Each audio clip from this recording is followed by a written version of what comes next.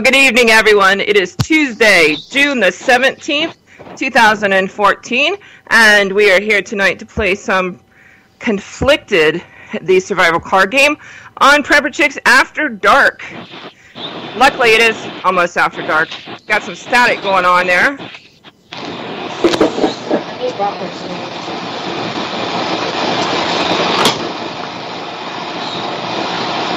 How many bratwursts do you want?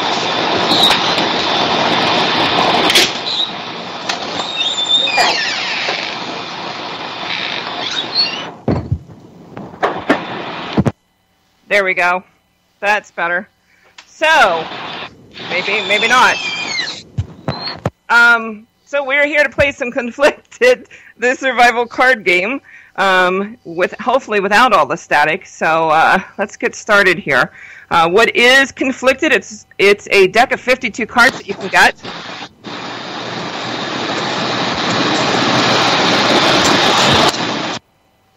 All right.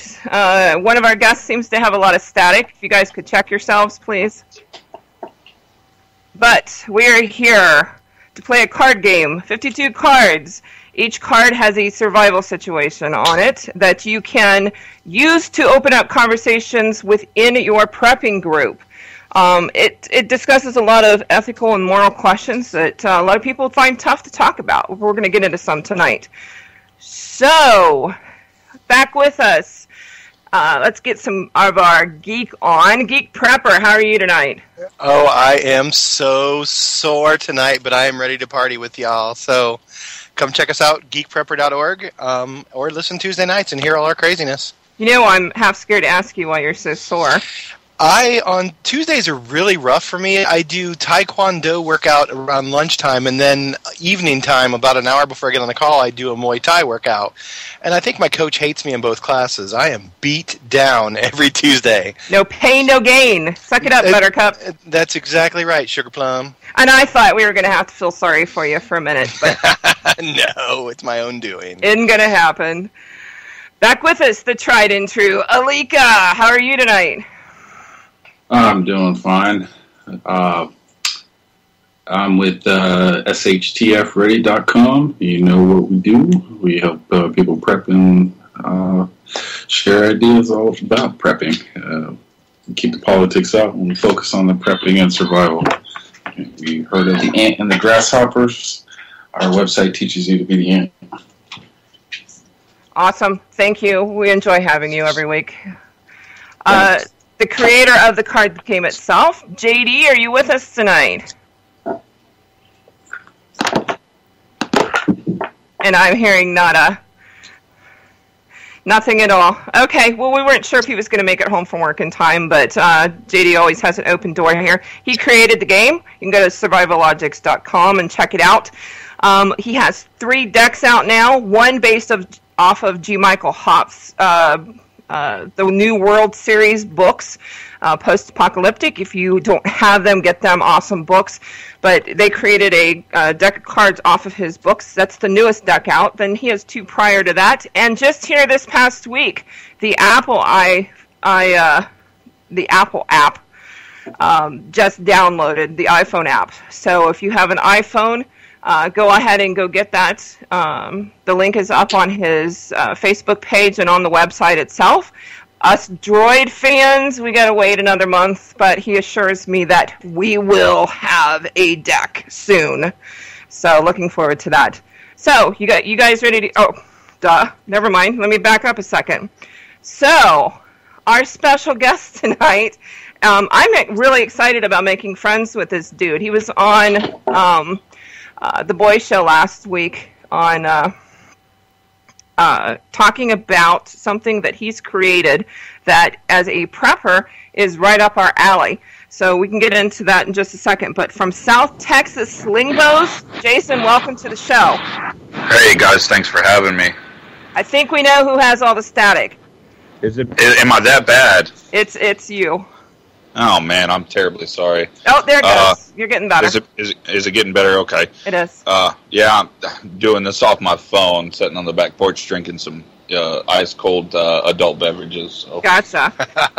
Now, you were on Primer Time last week. It's where we got together and got excited because you have created a device that could easily fit in a backpack, a bug-out bag or something like that, and could easily harm things if we need to. So what's on your plate? Just building sling bows. By no means have I created them. They've been around for centuries, literally. I've just kind of perfected them for the working class man, somebody who can, can't afford the higher end ones, but they're still just as effective. They're just more cost effective. Yeah, we're big into slingshots here, so when we saw some video of you with the sling bow, definitely looking forward to checking it out. That's for sure. Well, I've got some in production really for, local sale. I don't, unfortunately, have the funds to just mass produce them, but if anybody is interested, I do make them to order with your specs in mind. Shorter arm people or longer arm people. Just and females as well as males. This is not something that only a guy can do. Because we like our little gadgets too, believe it or not. Oh yes, yeah. Now my wife loves. I've got one for her, and she loves it. Awesome. Now you have on your Facebook page a gentleman by the name of Ray who asked if I would like to live in a world that consists of only preppers. My answer to that is no, because I would be out of target practice. So take that for what it's worth. Yeah, I kind of try to kind of calm that down. Nobody that's fine. A good guy, but he's from California, so. Say no more. But you need to give a shout out to some of your peeps on your page, it looks like, too. Oh, yeah, I got a lot of my good friends who are probably listening to the show tonight. And then my buddies at Union Armor who supply, just about all of my T-shirts.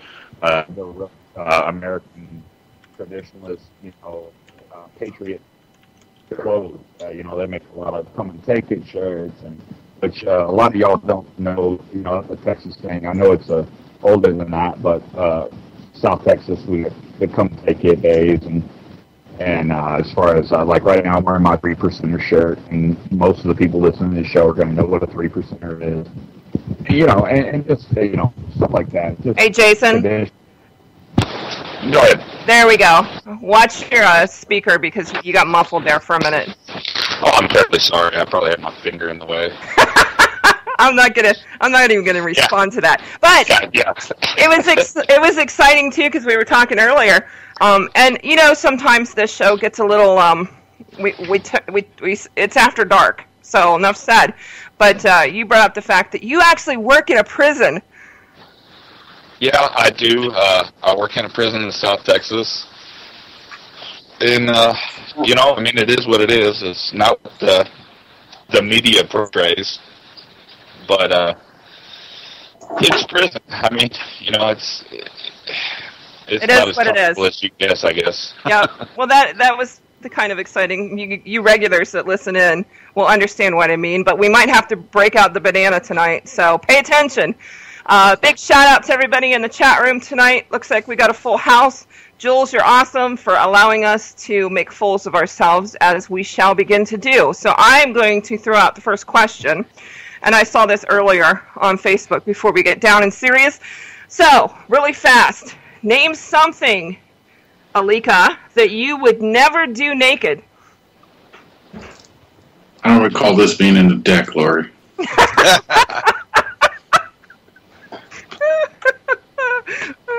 I think you're on your first beer tonight.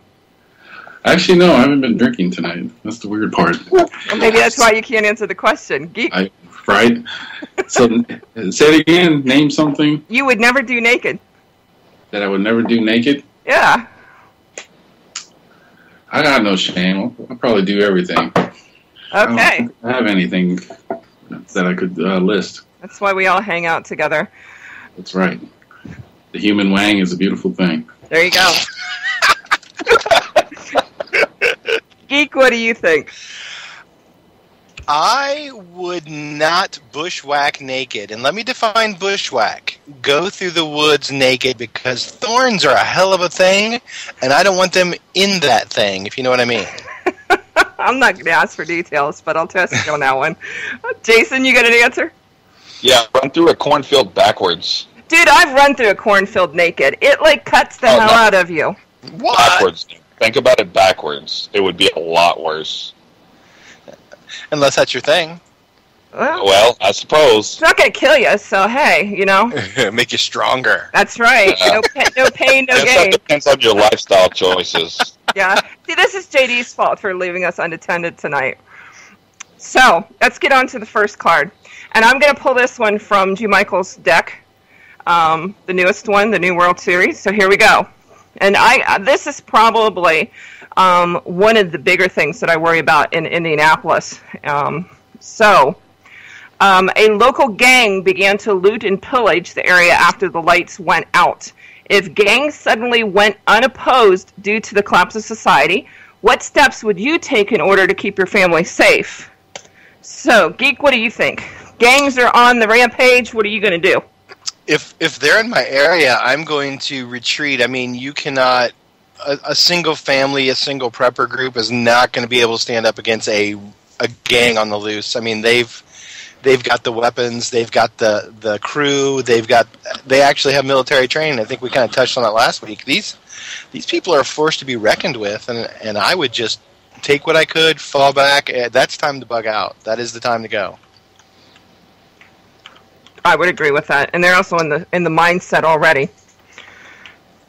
But yes, we just saw in the news this past week about gangs coming over the southern border out of Mexico into the United States, and we're looking at putting them in our military for free training. So imagine that. Yeah, Alika, what do you think?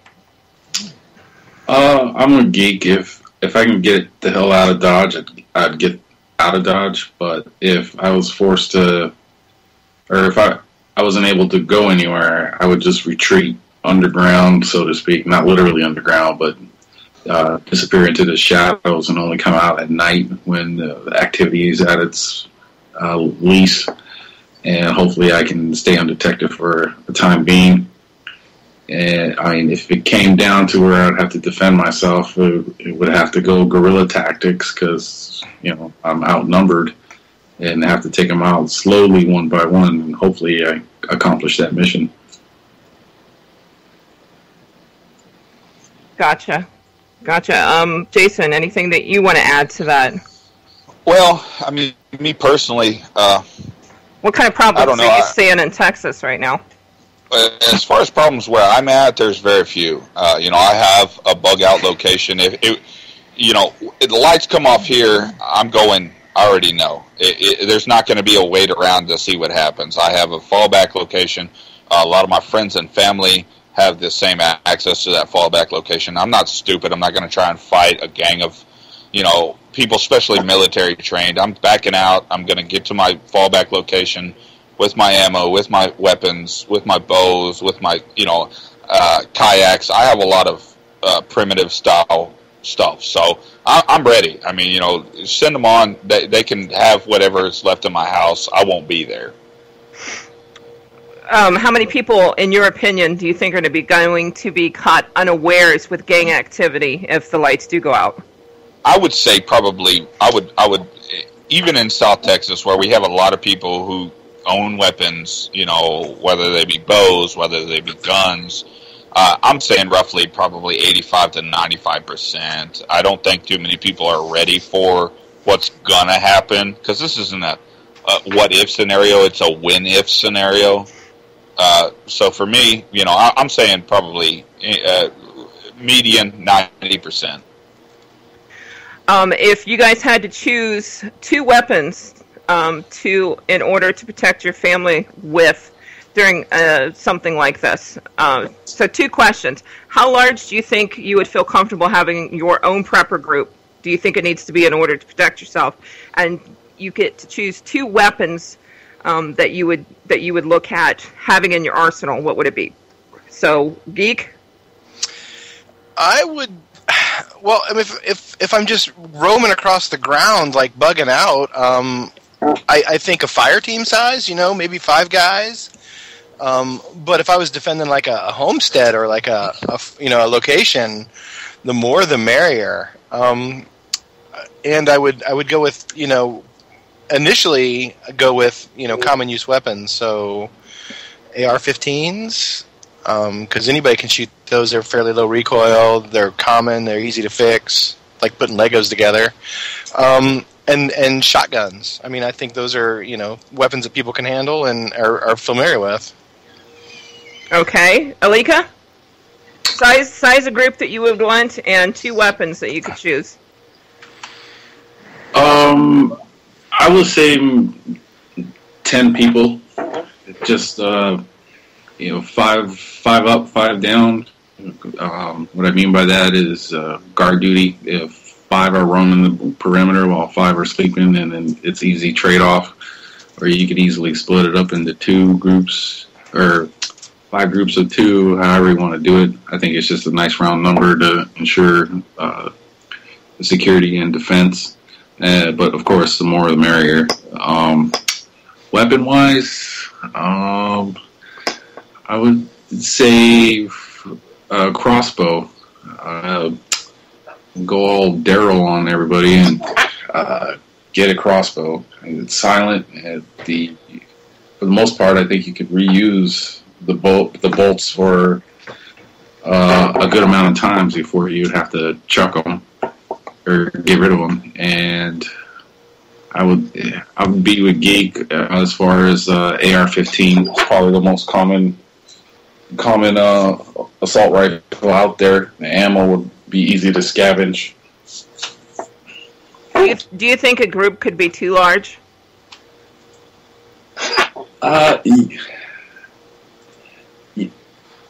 Yes and no. Could you have that many people with their own opinions? You're going to be opening yourself up to more conflict within the group. But if you worked hard and got everybody on a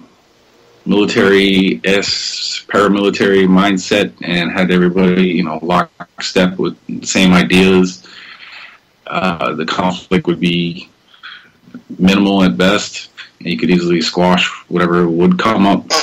But it would be a catch-22. It'd have to be a perfect balance. The good and bad, makes any sense. Okay. Jason, what do you think?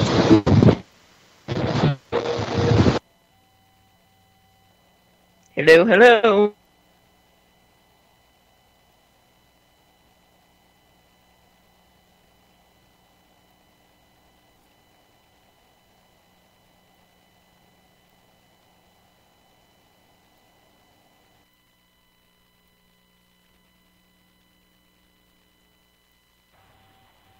Hang on 1 second. Let's dial everybody back in. Yep, they dropped.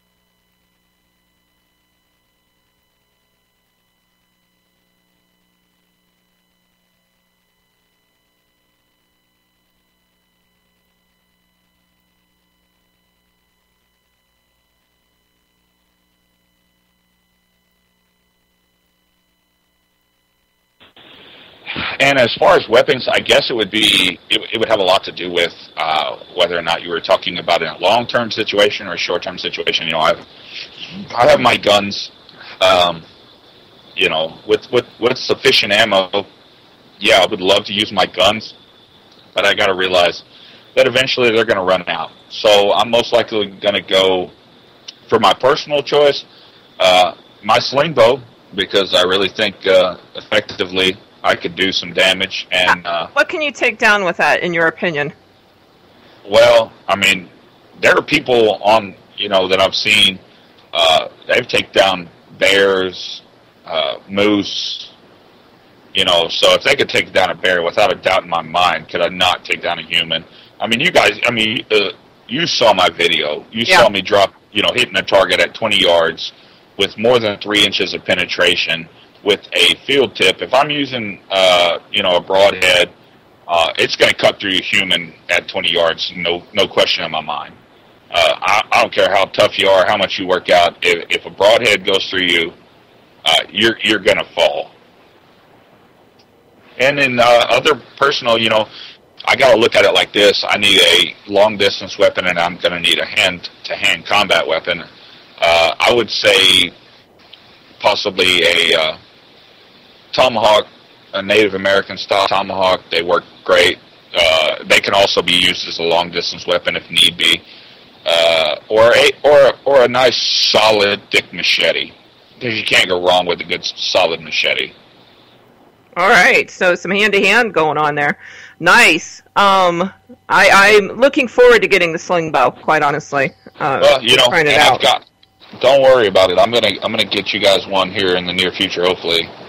At least to test out and tell me what you guys think. Because my opinion it means very little, because really and truly it's my my version of it.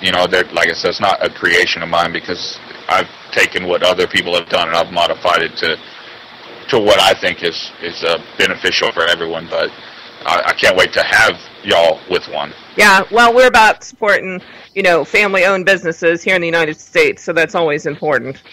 So, always great to do. All right, let's get on to the next question. Anybody have a card?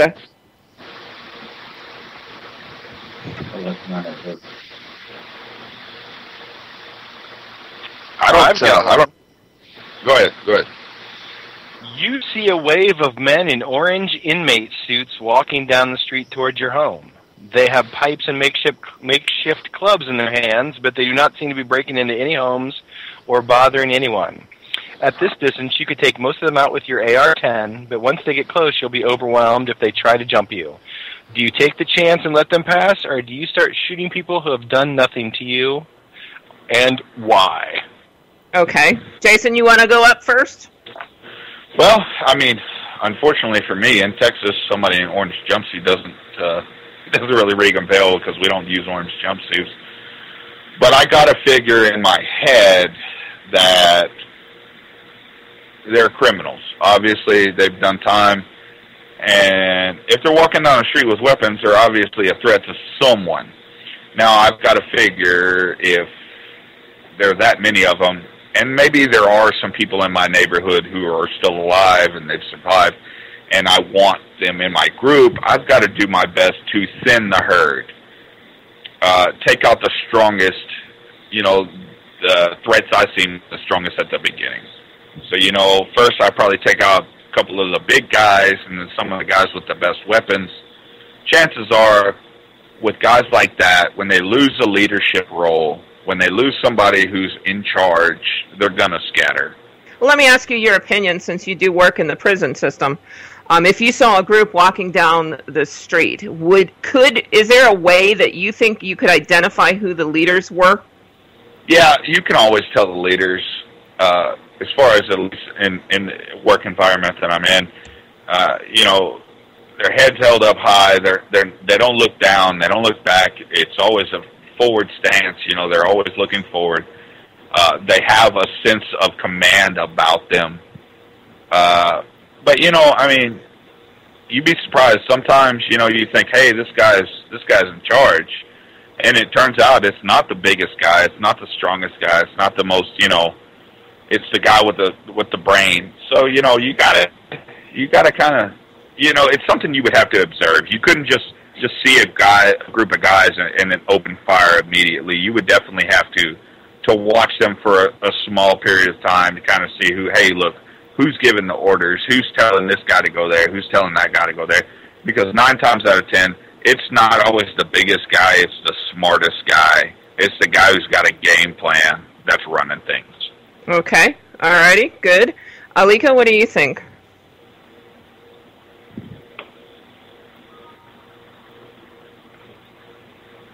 Did we lose Alika? Is he pretending to be disconnected so he doesn't have to answer? I'm either that or he's on mute. I'm here. There he is. Sorry. I would avoid initiating any contact. They're walking down the street. Who knows? These guys might be low-level offenders that didn't pay their child support, and they somehow escaped, and they're still wearing their orange jumpsuit. They have no intent to kill or themselves. They're not, looting and pillaging. When they get to my house, fade into the shadows, and they'll just have a backup plan if stuff went suddenly south. But why waste the ammo if they're not posing a threat? Okay. Good points. Geek, what do you think? Yeah, I'm on the same page. I mean, people go to jail for a lot of reasons, and some of them I don't agree with, but that's not here or there. So, yeah, if they're not bothering anybody else, they're not even going to know that me and my family are there. Now, if they do start focusing on my house, well, we'll bring the rain, but I would let them go. I'd let them pass. So take more of the gray man approach. Don't let them see you. Yep. I mean, I'm going to see them coming long before they know I'm around. Can I interject real quick? Sure. Coming from the job that I do, a gang mentality doesn't matter what they're in prison for. It only takes one guy, and chances are, if they're walking around with weapons, it's not to defend themselves. In a large group, chances are they're there to take what they can and get out. Now, they're going to check houses, and if they do decide to pick your house, it's going to be entirely too late for you to do anything about. So you don't feel that there's any way at all, like I said, you could take the gray man approach, not let them see you, get out of there, hide until they go past? I just don't think that people in that situation are just going to walk by houses if they're looking for something to survive. They're going to check houses. I mean, that's natural human instinct, to check and, find what you need to survive. They're going to check. If you're walking through a residential neighborhood and there's a bunch of houses and you've got, let's just assume the group size is 15, you're going to find, a bunch of people in a bunch of different houses. Okay. All right. Well, you bring a new perspective because we've talked about this question in the past, and I think we've all agreed, that a sight unseen, let them get past and try and be quiet about it. But you bring up some new ideas and thoughts that we need to process too. We don't know very many people in the prison system, unfortunately. Well, that's a good thing, I guess. Well, and I'll put it to you like this: fear is what it all boils down to, the determining factor. So strike first, strike fast? Well, if you want to survive, you have to. Especially because let's say you don't strike and they do come into your house. What are you going to do? You're in a closed area. Even if you do have a high-powered rifle or a shotgun, chances are they're going to overwhelm you before you can reload a shotgun, or they're going to hold back and they're just going to wait. And they're how many houses only have one entrance? So can you cover two entrances is the real big question. Well, I'm sure that they would be making their own entrances also. So exactly. So that's the thing. You can't wait around. You can't be passive to the point where you're like, well, I sure hope they don't get me. Well, you know what? I'm going to put a stop to that before they come anywhere close to my premises. If they are in my range and I can even remotely figure out who the stronger members of the group are, I'm going to drop them before they have any opportunity to come at me. Okay. What if there are 10 people who didn't pay child support and they're just the people in the prison library, the only ones that survived? You just killed 10 people for no reason. Well, now here's the thing. This isn't modern-day society. This is a survival situation. I don't care what they're in prison for.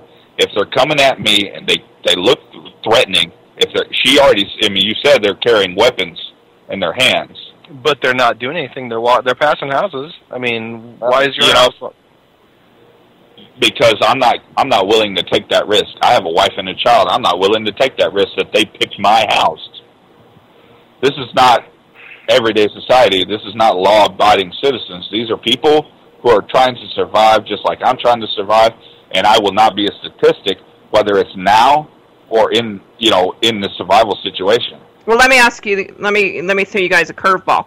Let's take out the prison aspect of it, and let's just put some guys coming down the road, just normal people that don't look like they're going to bring any harm to a degree.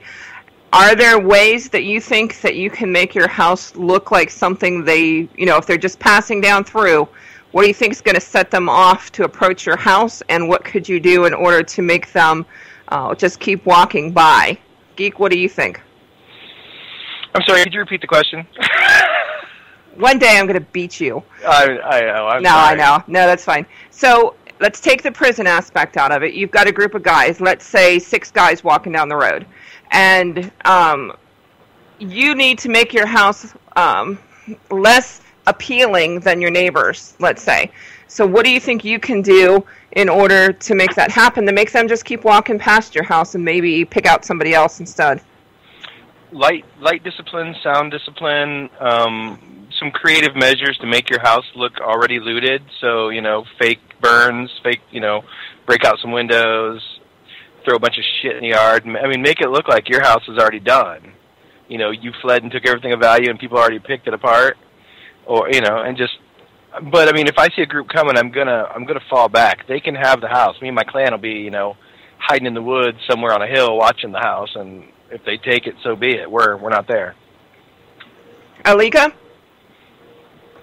I would be with Geek, but I would definitely try boarding the house up first. Thick wood, nails, all that good stuff. So they can't see in, and even go the extra mile with having sheets over the windows with the plywood so no light leaks out, and just make it look like the whole house just got shored up and you can't get in unless you have some heavy duty tools to pry open the wood and other barriers. How thick a plywood would you use? Hell, I'm not a carpenter. Whatever looks thick enough. Gotcha. Yeah, we were looking at 3/4 inch. I think there's a video out there of a guy that did his windows using 3/4 inch plywood, and had them locked in from the inside so you couldn't get into them unless you had, as Mike says in the chat room, a flamethrower maybe. But how many of us have flamethrowers in our arsenal? I don't know. Anybody who's willing to buy a super soaker and some gasoline. I have a lot of super soakers. Jason, what do you think? I think boarding up your house is the most wrong thing you can do. It shows to me, if I'm walking down the street, I'm that guy. I'm seeing a house boarded up. There's something in there I want. I'm not willing to let, maybe my neighborhood hasn't been hit. I'm not willing to let the people around me die. I give a fair warning. I tell these guys, hey, look, this neighborhood's protected. You need to get somewhere. They don't get somewhere. I've got what I need to take care of. I've got my 12 gauge. I've got, a couple of 12 gauges. I've got my AR. I've got an AK. I've got my pistols. I've got my bows. I'm not going to let anybody come into my place without a fight. And maybe does that aim me at dead? Possibly. But if I don't see a firearm on them, chances are they're not going to beat me out for this. Not 6 guys, anyhow. I stand my ground. I tell them, this place, it's not for you. Walk on down the road, find another neighborhood. I'm not going to let my neighbors die either. Because in turn, when everything's kind of calmed down and I'm looking for people to help restart society, I've got them. I don't just sit there and watch them die. I just don't. I can't do that. It's not in me. That's not how I was raised. Maybe that's a Southern thing. I don't know, but I can't just sit by and watch them go to another house. I have to defend people who are unwilling or incapable of defending themselves. All righty. Anything anybody else want to add till we go on to the next question? Okay. Anybody have a card they want to play? I've got one handy if nobody does. All right. I mean, I don't have a card. I have a suggestion. Okay, go ahead. So it's a week after things have hit. You've got only things supplied in your house. What are the 5 things you take with you to your, in my case, your bug out area to help you survive? So 5 things. It's a week after shit hit the fan? It's a week after. Things have calmed down. People aren't roaming the streets anymore. It's kind of just like, everybody's looking around, trying to figure out what's going on. They realize, hey, can't stay in the city anymore. Got to figure out some place to go. What are the 5 things you take with you? Okay. Who wants to go first? I will. Go ahead. Knife, cordage, fire-making tool, cookware, firearms. So cookware being like a steel camping cup, camp stove, something. Now, Jason, are we going to a bug-out location that we've already determined before this? Well, in my case, I would be. So, I'm just going to assume everybody here has a location that they've got set up. There's nothing there. There's no equipment there. There's just a location. And they go, okay, hey, when the crap hits the fan, this is where we're going, and this is why. And you know what? Just to throw it in, where would your location be as far as like a geographical? Would it be by a lake? Would it be by a river? Would it be in the middle of nowhere? Would it be, in a building? Okay, so Geek, you had your 5. Do you want to run through those again, or change anything? No, knife, cordage, some type of fire-making thing, some type of camping cup or stove, and then obviously my sidearm, firearm, whatever. And if I have a choice, I'd like my bug-out location to be near fresh water, just so I can toss it out there. Any particular state that you would like to get to? I would be pleased to be west of the Mississippi, so I will take any state out there except Kansas. You get Kansas. Can I have Wyoming? I think Wyoming would be cool. Or maybe either way, you're dead. No, I'll survive. I live in Maryland. I'm less dead there than here. Okay. Alika, 5 things and then a geographical location. It would definitely be fire first, but then majority of the things would be under beans, bullets, and Band-Aids. Beans would be food and cookware, my ammo and pretty much all my guns, and then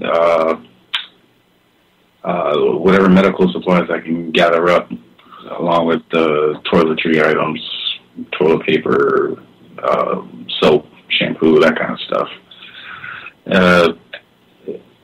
I would definitely love to retreat into the mountains. I think it would be just much more resources available there, and hopefully I can make that a reality in either the great state of Tennessee, Utah, and Texas.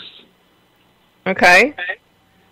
Jason, do you have anything you would add to that? Well, no, I can't believe he actually said shampoo and soap, but that's not here nor there. I would definitely take my weapons, my guns, my bows. That would be hands down the first, because that supplies me with food. As far as a fire, I just don't think it's going to be that hard in the early stages to start a fire. I wouldn't bring a fire starting utensil. I could most likely find something like that on the way. I would take my seeds. I have a large area, a large amount of heirloom seeds, something I can survive off in the long run. I'm looking at the big picture. My kayaks, because if I do come across a water area, that's perfect. I can do my fishing. I can go and scout. I can do whatever I need. Definitely cordage. The first guy, he said cordage. You can't go wrong with some 550 paracord. I mean, you can use it for everything. You can use it to replace bowstrings. You can use it to set up your campsite. And really and truly, the last thing, man, if I didn't have anything, I gotta take me some alcohol. I gotta take me some Jack Daniels or something. This is gonna be a shitty time in everybody's life. I think everybody's gonna want to get drunk for the first day or two. Okay. I think if I was going someplace, my bug out bag is filled full of all kinds of stuff. So the fire making, that kind of stuff is already in there. I would definitely look at making sure that you had probably some type of photograph copies, either thumb drive, whatever your game is for that. But some kind of legal documentation if you need to. The country will not be down forever, and it will rebuild. I 100% think that. So I think it would make your life a little bit easier if you needed something like that. The seeds I get, alcohol I wouldn't take just because, I have the ability to make that myself if I need to. Well, there you go. There's nothing wrong with that either. Yeah. Same way with the paracord. Some kind of cordage, if you know what you're looking for, you can easily forage that out. But definitely firearms, you're looking at rebuilding a community. So you're going to need things like, I think Alika brought up pots and pans to be able to cook with and things like that too. So medical supplies, that's going to be hard to replace, especially if you need some kind of, I'm not even going to go down that route, but if you need some kind of surgery or something like that, you're definitely going to need that. I said medical supplies. I said Jack Daniels. Come on now.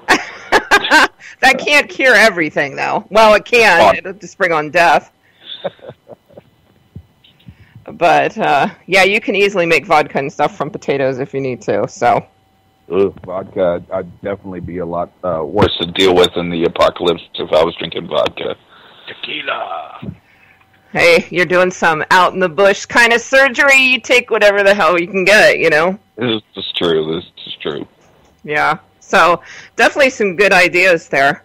Some good points to bring up. But, a knife, a hatchet, your guns, things like that, those are going to be harder to replace than... but definitely some seeds. If I were going to go someplace, my choice would be probably in my backyard. I'm talking southern Ohio, northern Kentucky, maybe southeastern Indiana, down around that area. Oh, yeah, I totally forgot my area, which would be the South Texas coast. Copious amounts of fresh water as well as a open gulf to fish and catch really whatever you want to eat. Yeah, I mean, we've got plenty of stock ponds, things like that through that area, and I was thinking fertile grounds to get a garden started, get your food supply stocked up, that kind of stuff. You go out to, the mountains and even into other parts out that way, it's really hard sometimes to get a garden going just because of, first of all, I'm not familiar with gardening in that area, so it would be definitely a huge learning curve. And what happens when people are out of their element, they tend to perish a lot in situations like that, starve to death. So unless we're resorting to cannibalism, I'd just soon stick around to an area that I know what the seasons are and what the ground is like and that kind of stuff. And I'm going to throw a little tip on here. If you find a large amount of rabbits, you will starve to death eating rabbits, just so you know. They have... wild ones. Yes, because they have vitamin D. They have no vitamin D, and that's the main thing that you need to survive. Well, let's make sure it's clear though, because I raise rabbits, and a huge difference between tame rabbits and wild rabbits. Oh yeah, definitely. No, I'm totally talking about. Yeah, I'm totally talking about wild rabbits. Yeah. Okay. Cool. Anybody else have anything else they want to throw in that maybe thought of? I'm going through the chat room. They're kind of quiet in there tonight. I think I scare people because I'm so backwoods. Oh, you're fine. All right, next question. Your child needs an inhaler in order to overcome a severe asthma attack. You drove out to find one with a couple of your friends, and while scavenging for an inhaler at a store, you found someone who had the inhaler that you needed, but the person wouldn't give it up. If this was you, and you were the dad with your son, how far would you go to secure something you needed after being told no by its owner? Now, mind you, this is a downgrade situation, so we're in that freak-out stage right afterwards, but your child is having an asthma attack, and you found somebody that had one, but they wouldn't give it to you. What are you going to do? Jason, what do you think? I mean, if it's a life or death situation for my child, I'm ending their life. Strength. I mean, plain and simple. If it's something that I fear that my child will die if I do not get, I will end any human being's life. I would end my own life if I thought that it would make sure that my child survived. Period. There's no question there. Okay, would you feel the same way if the child belonged to either someone that happened to come upon your house and you took them in, or somebody within your group, so they weren't your child? Would you do the same thing? Yeah, I have to say I would. I have to say that a child's life, I mean, there's a future, whether it be now in present day society or whether it be in that situation. If they can't survive, they can't carry on. Okay, and but so, yeah, no doubt.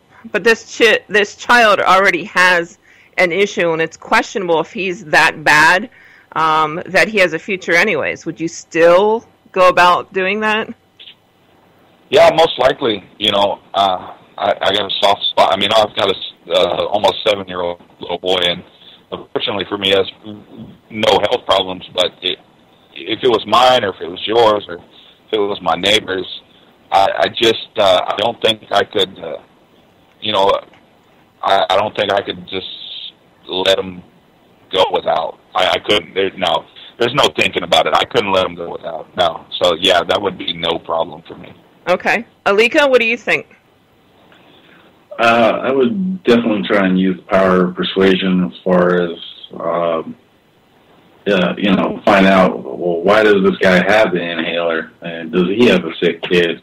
And he's trying to get to his child, too. If, honestly, I would have to let him go if he's in the same boat I am. But, an inhaler is not a life or death. I mean, it is a life or death, though, for some people. Well, I mean, there's other ways to. It's not as effective, or should I say, not as fast as an inhaler. But there's other ways to naturally have somebody get over an asthma attack, too. But if the guy's just in the drugstore, just trying to hoard all the drugs for himself, and probably hoping to sell it on the black market later, then I'd probably forcefully take it from him. But I don't think I'll end his life right there. Well, the card does say it only mentions the one guy with the inhaler, but it does mention that you have other men with you. So without having to harm this guy, if you have multiple guys with you, you could easily get him down and take the inhaler without having to kill him, I would think. Yeah, we definitely use brute force over just, putting a cap in his butt, so to speak. But, use to try and extend the olive branch. That doesn't work, if he's just hoarding it for his own greedy means, then I would just take it by force. But I definitely want to try and kill him. The thing with that is though you don't know his intentions. He can tell you whatever he wants. you've got to look out for you and your group. That's what it's all going to boil down to. This is not modern civilization. This is the end of days. This is complete chaos. You have to look out for you and yours. And in my opinion, you don't have time to extend an olive branch to somebody who's already told you they're not going to give it to you. You don't know what he's going for, and you don't have time to ask him. You have to do what you have to do for the survival of your group. I think we all agree on that one, definitely, for sure. Geek, what do you have to say? How would you go about this? We're going to use that inhaler one way or the other. So if I got my kid with me, I'll borrow it and get him, on the mend or whatever, and then give it back if he has a valid use for it. I mean, I'm not going to take a life needlessly ever, regardless of what mentality we're running with. That's not how civilization will be rebuilt. You can't kill everybody you disagree with. So, no, and I'm not saying that. Please don't misunderstand me. But you can talk about. They can tell you whatever they want to tell you. I can tell you, hey, no, my kid needs that, but that doesn't mean that my child actually needs it. It means that I want that. This is not civilization. This is the wild effing West. People are going to take everything they can that's going to help them get forward in it. You guys got to stop living in the now and start living in what's really going to happen. You can say that you wouldn't do that now, but if you were really there, I guarantee you both of you guys would do the same thing that I'm saying I would do, and you would take measures into your own hands. If a guy tells me he's not going to give it to me, and I've asked him and I've pleaded with him and he just keeps saying no, you would end his life to save your own child. I don't, and if you wouldn't, there's something wrong. Well, I think bottom line is any of us would. I mean, that's why we're parents. That's what we do. Bottom line is we protect our children at all costs, whether it's our own life or not. They're the future. They're the future. Now and even then in the future, when this stuff finally does happen, they're our future. Without them, this society will never prosper again. Yeah, and I don't think Geek or Alika, either one, are going against that. I think they're just, taking a step back because, we do have moral obligations and stuff. Do we need to... Right now we do. Right now we have moral obligations. When that stuff happens, there are no such thing as moral obligations. Your only moral obligations is for the survival of your group. So you don't think that'll bend by the situation that you're in? No, I don't. Not even in the least bit. I think if it comes down to it, and it's my kid versus your kid, I'm sorry. I'm taking what I need for the survival of my bloodline, for the survival of my group, just like anybody will when it comes down to it. Because if you think that people are going to be all nice about things, you're wrong. When things go bad, things are going to go bad for real. People are not going to have your normal, society. It's not going to be, oh, hey, yes, sir, no, sir. No, it's not what it's going to be. It's going to be you take what you need, and if you don't, your family doesn't survive, and that's it. There's no two ways about it. People are not going to be friendly.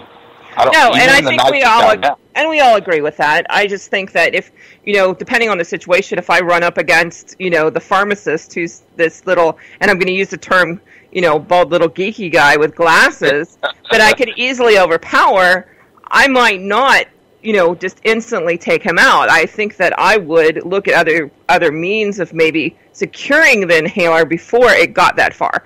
But bottom line is, I think we all would agree, if it came to push, come to shove, there'd be no doubt about it. But here's the thing. In this society that we're talking about right now, you don't know if it's going to be easy to take this from this guy, because you don't know if he has a gun. I think if I flipped that switch in my head, though, that it was on like that, it wouldn't matter. It wouldn't matter what he had, because I would have one intention, and that was to leave with the inhaler. And if that was your intention, you would end his life before there was ever a conflict. I live that switch every day. I work with convicted murderers, people who have 90-something years in this, they're never getting out.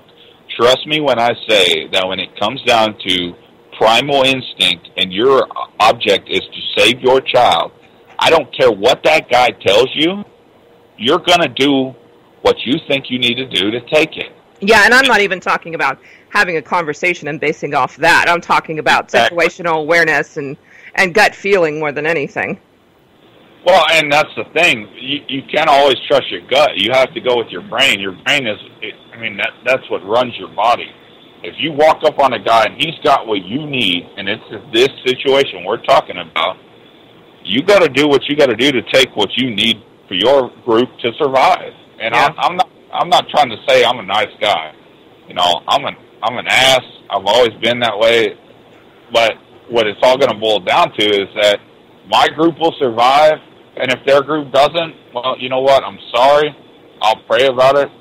But my group's surviving, and that's what it's going to boil down to. Yeah, well, I think we're all there with that. But we're down to the last 3 minutes, and I want to make sure everybody gets a round-in of who you are, what you're doing, and where we can find you. But, Jason, where can everybody out there find you and look into these sling bows that you have? All right, it's Jason, but South Texas Sling Bow, search it on, or Sling Bow, search it on Facebook, you'll find me, or also check your Facebook page where, we're friends on there. I just want to give a shout out to my Union Armor guys. Like I said, they supplied me with almost all of my shirts. They're great guys. My buddy, tattooist Josh Fluid, does all my tattoos, all my American tattoos, my diehard come and take it tattoos, and other than that, that's about it. Who supplies your Crocs? You know what? My wife does. She goes to Academy and buys them for me. These are the most comfortable shoes on the face of the planet. I don't care what anybody says. I'm happy for you because I absolutely hate them. Hey, you know what, though? Like I said, I've had feet problems for years. When I started wearing these things, they all went away. Awesome. Geek? You can find us at geekprepper.org, Geek prepper.org. Giving you the edge when shit hits the fan. So, any advantage we can put out there or discuss, we're going to take it and talk about it. So come check us out. Awesome. Shout out to the chat room. Thanks, guys, for being here tonight. We'll see you in 7. Alika, why don't you take us out? I am with SHTFready.com, prepping survival forum that we help each other learn and prepare, share ideas, and keep the politics out. We focus